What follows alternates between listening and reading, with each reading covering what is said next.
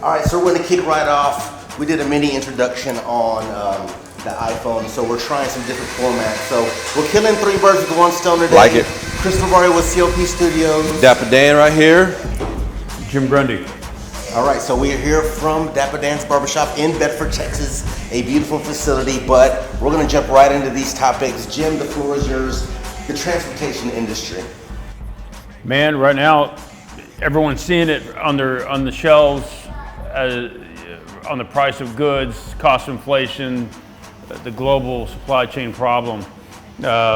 It's here to stay. It's not going anywhere, right? Even the products here at Dappa Dan, I'm sure, are delayed and have been hit by price increases.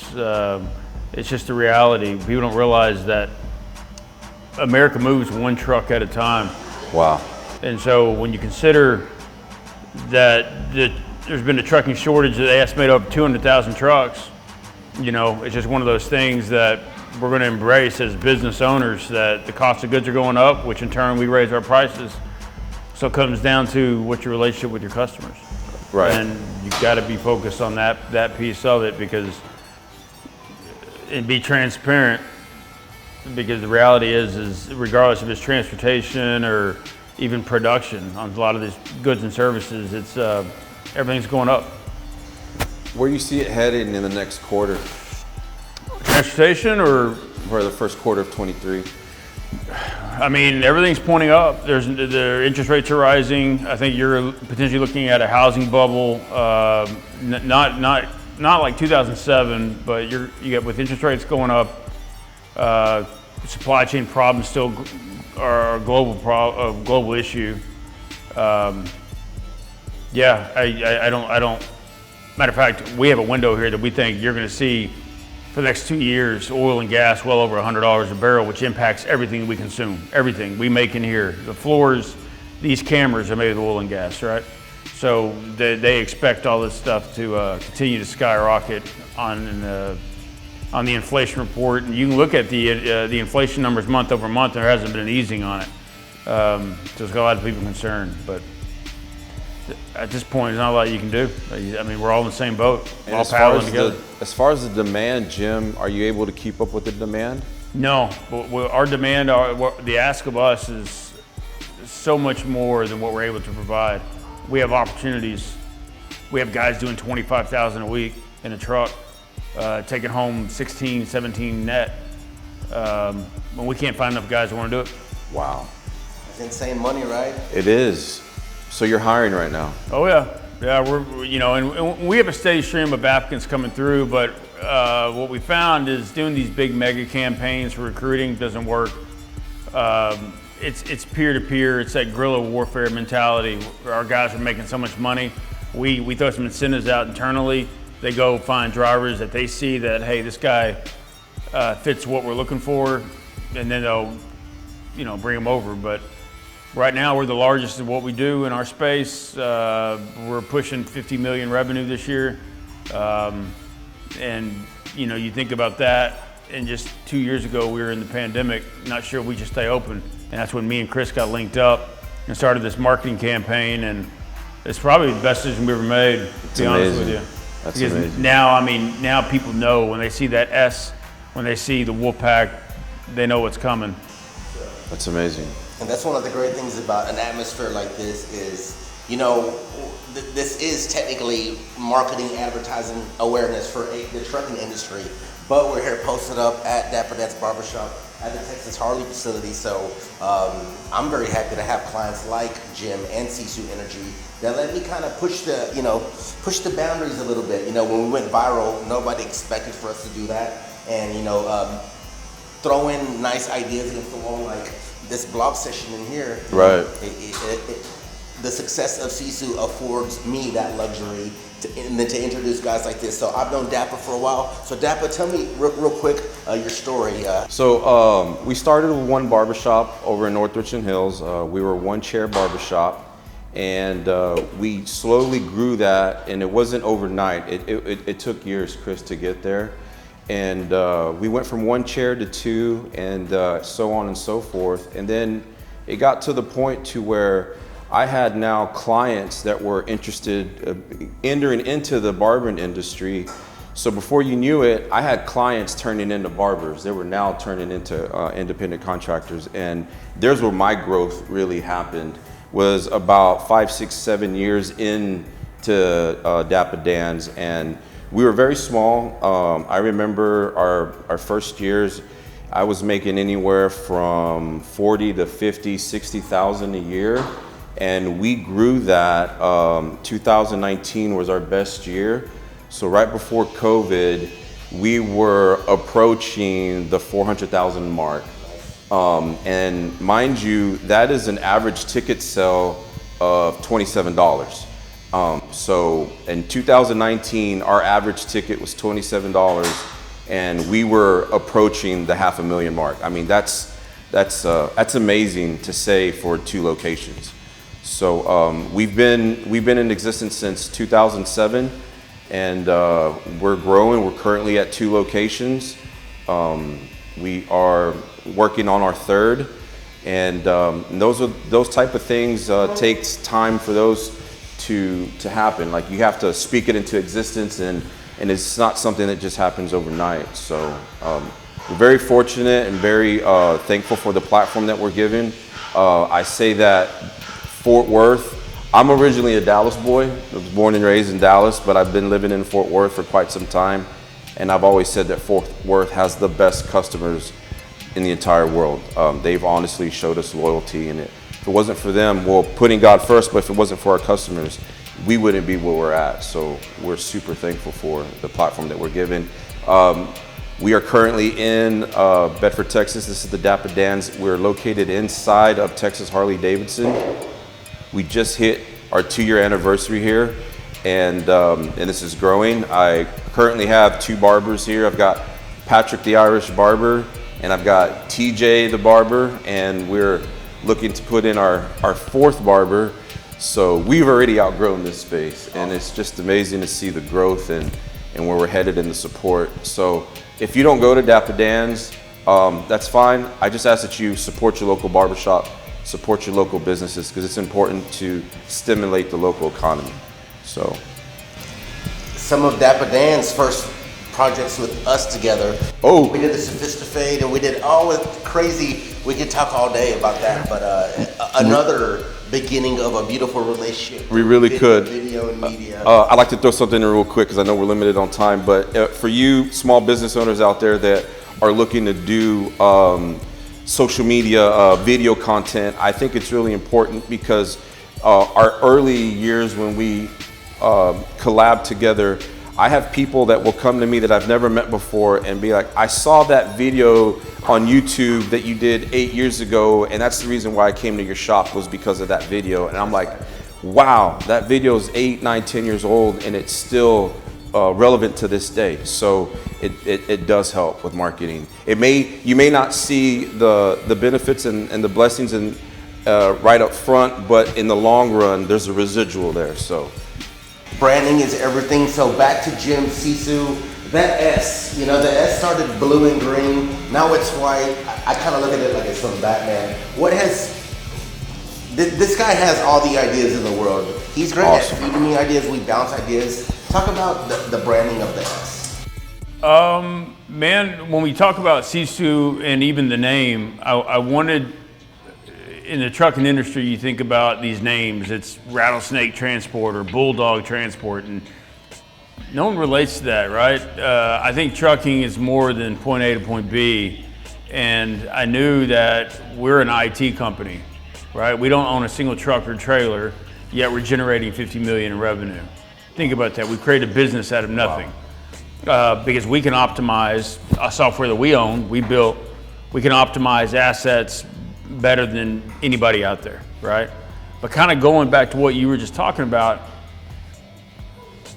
the way consumers now consume their news and media and interest, and the way it's curtailed to everyone's interest via hashtags and all these different mediums, you have to have content or you're going to get beat, because we're all looking at our phones 8 hours a day. Correct. That's the reality, whether it's on Twitter, TikTok, whatever. And even some aspects, we've embarked on that journey, and there's still work to do. And so that feels overwhelming because like we're on 6 major channels now, YouTube channel.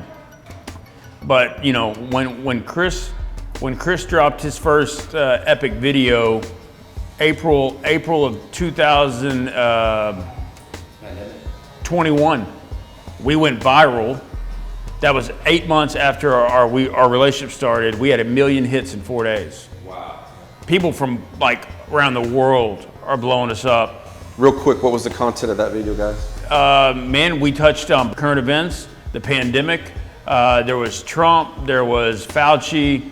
And I think one thing that we've done a good job of is capturing what's going on now. We're not tone deaf. We see it as a company. We're apolitical, but we care. Our employees care. We talk about it.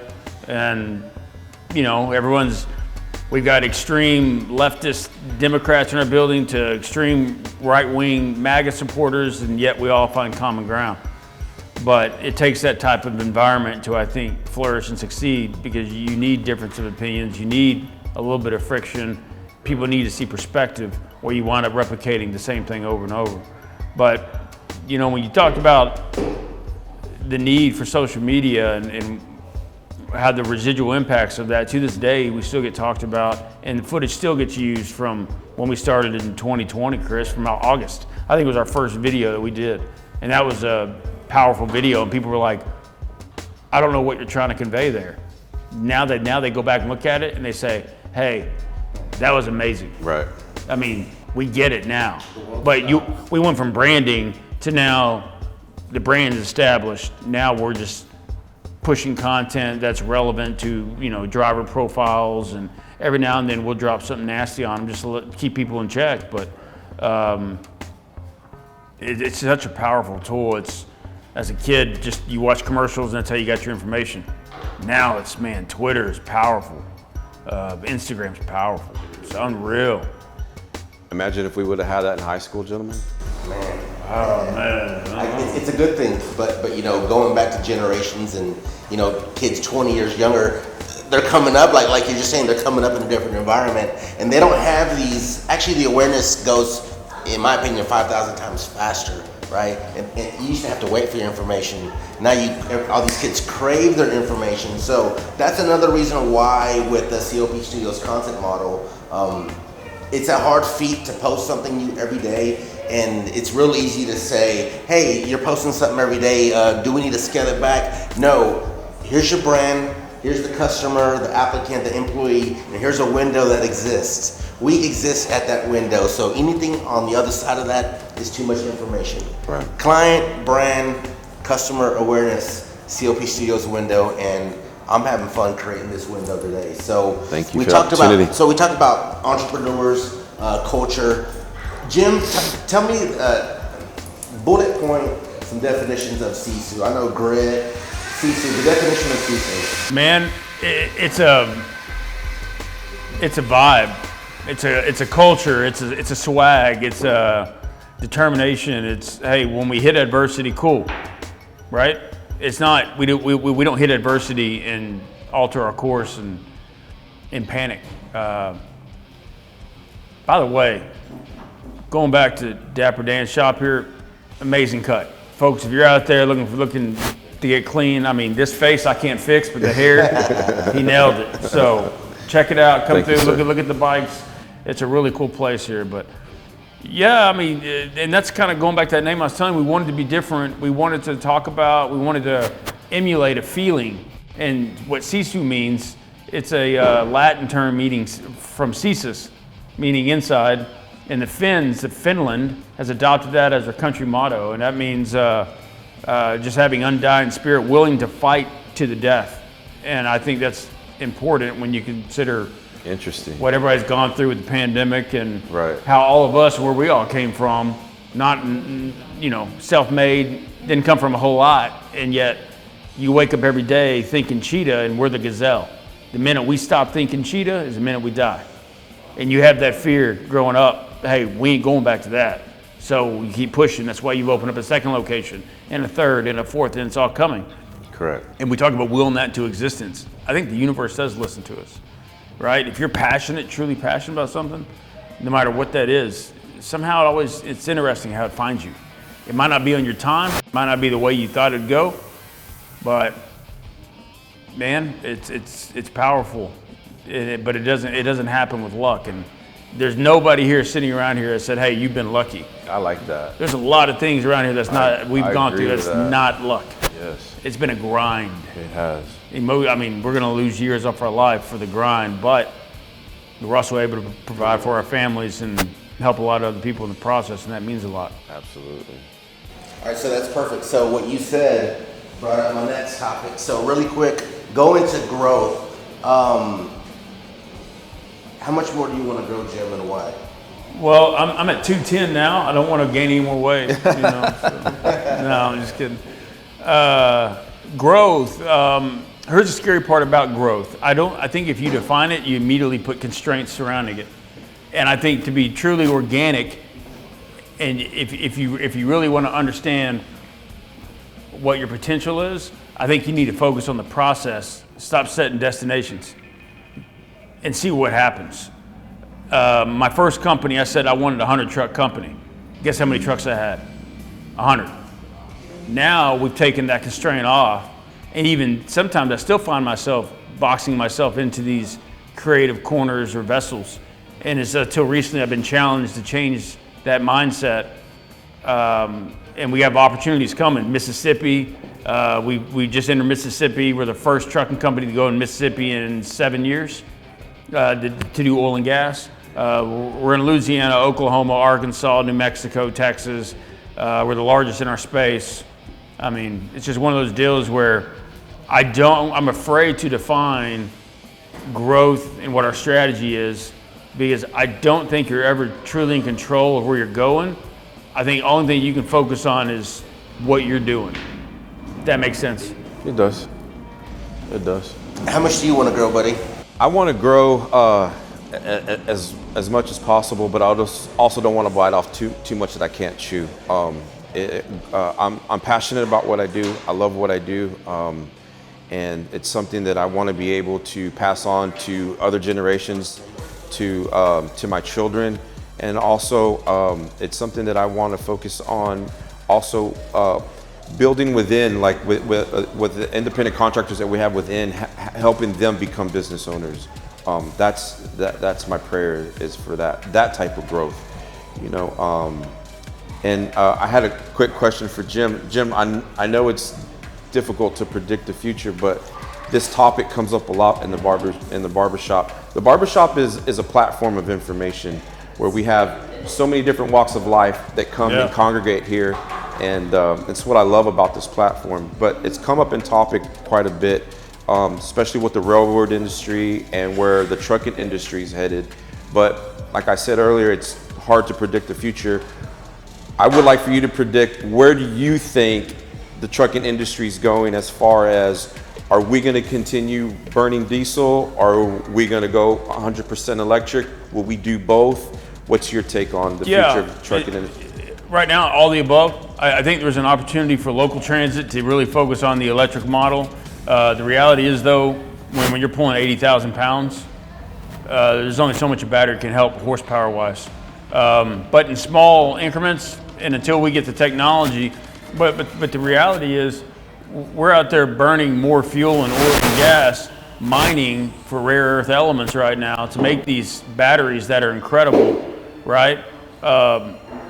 And so it's kind of tongue-in-cheek when we look at, right, where does the electricity come from? Right. What powers plants? Right. So, you know, oil and gas, the industry, which is what we specialize in, we're not against alternative energies.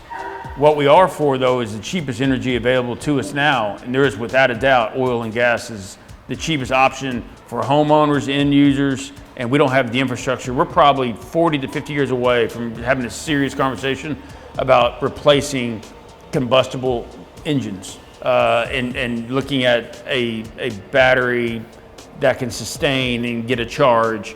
But go home and ask people about how much it costs to charge up these electric vehicles. It's more than does when you back in how long it takes. It costs more electricity than it does gasoline. Around the rumor mill, Jim, what have you heard as far as who's the leader and who will be the first manufacturer to have an electric trailer? Yeah, you already have them out there now. Tesla's big. Elon Musk is the godfather of it all, but you have folks like Volkswagen, Nissan, Mercedes. They're all coming with these. So you think Peterbilt will eventually transition? Oh, yeah. No, man, you're talking about an American thoroughbred there. I don't see that happening because, like in our industry, electric cars trucks won't work.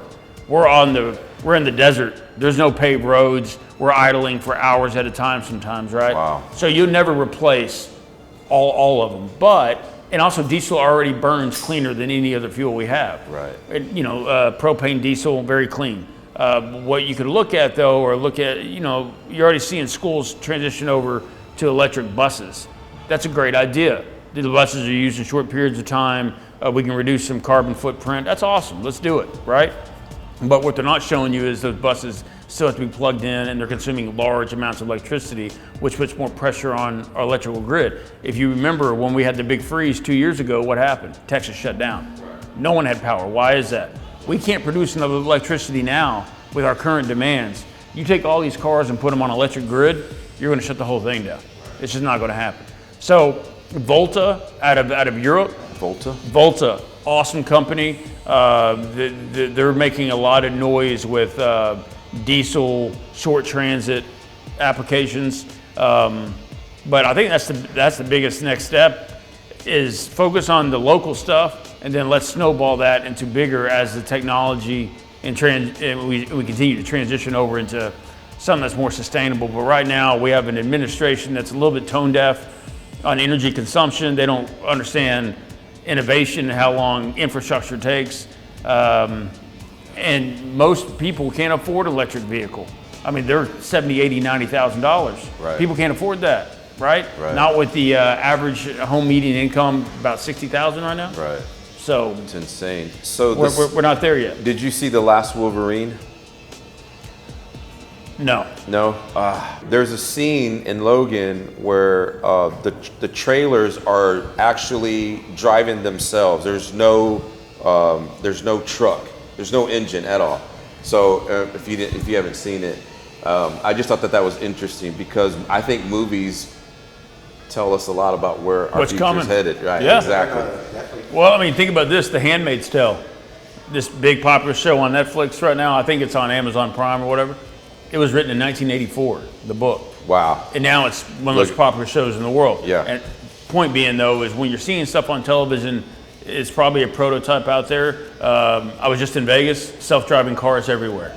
Tripped me out. No one's sitting in the front seat. Ubers, Lyfts, transits to the airport. These cars are driving by themselves. And it's like, that's the future. That's the future of us moving and being mobile, which is great. But also, there's an element of, you got hacking going on, you got, motorists that refuse to comply, but a computer can respond faster than we can, and they can communicate amongst themselves on traffic conditions. So, I mean, that's exciting for all of us. I think we should all be excited about the future. And, I think so. And you need to embrace transition and optimization and technology, which is what we are, a technology company that's constantly innovating. The minute you think, hey, this is my model and I'm good, we're done. No, you're done. It's over. You need to sell the company, move on, because it's just a matter of time before you'll die. Absolutely. All right, so next topic real fast, we'll get to wrapping this up. Let's talk swinging for the fences. What do you think that means, and what is your version of swinging for the fences? Swinging for the fences to me, man, is going all out, man. Pedal to the metal, you know what I'm saying? Not taking that plunge, not having fear. I think that's a lot of problem with us as humans is that we are consumed by fear and doubt, and it holds back on our potential. So when I hear the term swinging for the fences, I think that's when I work at my best is under pressure and going big. Swinging for the fences, likewise, being under pressure with the deadline coming up, you tend to kind of squeeze it all in there. You perform very well. So swinging for the fences, to me, I've had to learn that, yeah, we have all these cool ideas, but if you stay within what works and work to max capacity, that's my version of swinging for the fences. Outside of that, it's risky. Jim? Swinging for the fences, to me, I think it comes down to maximizing your potential, realizing your potential, and then putting a process in place that pursues that potential. Execution. Right? Executing. A lot of times, people want to take shortcuts, and we've seen it. Every time I take a shortcut in business, I was like, hey, I'm going to go cheap on this employee, or it bites you every time, right? And so, when you talk about being fearless, I agree with that, but I'd also say fear is an incredible motivator. I think it's embracing the fear. When you're swinging for the fences, like, I know what's coming at me. I know what the potential risks are, and I'm still going to double down, right? It's It's a gamble, right? It's a gamble. It's a gamble. It really is a gamble. I mean, you're swinging. I mean, there's no uncertainties in what we do. So when you see successful people, and people say, we talked about this earlier, hey, you got lucky. Take offense to that. You should, because they weren't there for the journey, and that's painful, right? It can cost you relationships, friends, you name it. We've all gone through those things there, but on the backside, you also develop friendships that you didn't realize existed, and then you get to help a lot of people in the process. So, swing for the fences to me is more of taking a gamble on yourself. With a family, it's harder. I mean, because you got people's lives in your hands. But I think it's just addressing that fear head on and just saying, let's go. I mean, we were there in August 2020. You remember, I told you, I was like, man, I'm about to close down, I think, the company. I don't know what to do. And you were like, you came up with the game plan of, hey, this industry does a really bad job of this. Let's try this. And then it was on. And Jim has this term that I love. It's doubling down. Doubling down. It's like when it gets sticky, I'm not here running the other way. I'm here doubling down. Hey, but you know what? Y'all mentioned something like that earlier. And inside every one of us, we have a fight or flight response to every situation where we're in. When we get scared, when we get frightened, whatever. Your cerebral cortex tells you to fight or run. And the reality is we're all still sitting here going through what we've been through in the last 2 years because we fought. Yeah. Believe me, I want to run. I want to run. It was easy. But I stay and fight. Yeah. Chris, you saw it. It got scary there for us for a second. It was like, it's easy. It's easy to run. 70% of all trucking companies in 2020 were shut down. Of all trucking companies. Fellow peers, friends, enemies, gone, right? And then, so I think to say we've been fortunate, yes, there's a degree of that. To say we've been lucky, timing, but to say we've been lucky and that's the sole source for success, that's offensive. That's just not accurate, right? Because people ain't seen the risk, the wake up every day with the liability on your shoulders, that unnerving pressure in the back of your head every day, the if I don't produce, we don't eat mentality. And it's that wolf pack. You got to have blood dripping from your mouth. You got to have fangs. You got to be a killer. You got to be a killer. So, God, there's so many more topics I want to hit. Somebody in the industry, a trucker, a driver. This is just me. I'm searching for information. How many hours are these boys hitting? And we're like, what does the trucker want to hit? Does the trucker want to hit 80 hours? Is it 60? Is it 40? No, by law they get 70 hours a week per FMCSA, right? Our guys do maybe 40 hours a week, and we have guys, the average revenue for our fleet is $14,000 to $16,000 a week. Our top 10% do north of $20,000, $25,000 a week. Our bottom 10% do $10,000, $11,000 a week, right? And those are the folks we typically wind up cutting. And the reason we do that is when you cull a herd, right? If you have a herd of animals and you cut the bottom weakest 10%, in essence, you just made the herd stronger. We can't be pulling dead weight. If you've got a barber in your building that's not doing what he should be doing, not producing, doesn't have the customer retention, we're not getting turns out of the chair, what are you gonna do? I'm only as good as my weakest barber. Dude, that's the truth. Same with trucking, same with any aspect of life. But it's not a solo journey. There's a lot of people around us that have been supporting us, whether directly or indirectly. And that gets lost on a lot of folks. So quickly, dream project. Quickly describe your dream project. Dream project is, I would say, 2 words or maybe 1 word: national. So if I had to describe my dream project, it would be using passion and getting compensated for the passion. Soccer Explorers is what I would consider a, it has its quirks, but it's kind of a swing for the fences dream project that we can hopefully make come true in some sort of fashion. Nice. Dream Jim? project, Jim. Man, I think we take this, what we've created at Sisu Energy, and right now, just let people know there's investment banks that are all over us trying to pump money into what we're doing. They want to see us grow even bigger. But I would like to take the resources from that and probably do some nonprofit work and help probably those in need. That'd be a dream project. Being able to give back after we've had so much success, I think that'd be a really, really interesting venture. That'd be awesome. Yeah. All right, so we have a few more things we're going to shoot, but we're going to go ahead and wrap it up for today. So once again, Chris Lamar with CLP Studios. This is Dappa Dan. Thank you so much. Jim Grundy, Sisu Energy. Yeah, so we appreciate y'all's time on these blogs. We appreciate the hospitality. Thank you. Thank the you, wonderful Jim. Thank you, space, Chris. And we'll get together Thank soon you, bro. on some video. Hey. Appreciate you.